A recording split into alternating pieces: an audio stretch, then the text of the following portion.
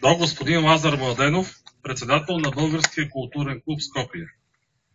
Уважаеми господин Младенов, от името на Министерството на отбраната и лично от своя име искам да поздравя вас, членовете и симпатизантите на Българския културен клуб, както и всички участници в традиционния събор Смилево 2014, посветен на 111 години от Илинденско-Преображенското въстание. През своето многовековно съществуване българският народ е минал през много изпитания. Близки и далечни неприятели са правили многобройни опити за унищожаването на държавата и нацията.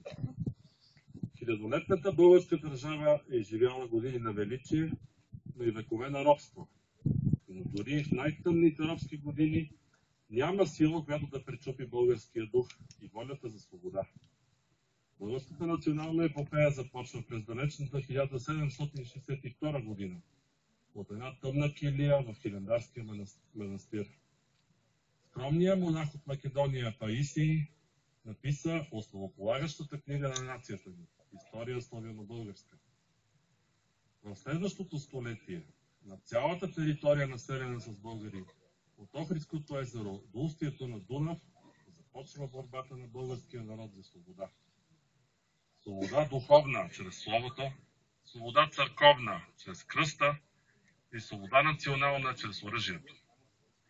Илинденско-Преображенското въстание е естественото продължение на Априлското въстание от 1876, Руско-турската война от 1877-78 година, Съединението от 1885 и последвалата го сръбско-българска война.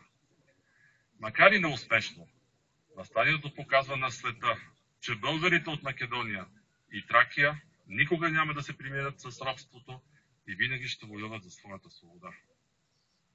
Поздравявам организаторите на това честване с празника и изразявам подкрепата на Министерството на отбраната за всички подобни мероприятия, които не само отдават дължимото на героите, но и сближават хората от двете страни на границата в общото ни европейско бъдеще, опряно на общата ни история.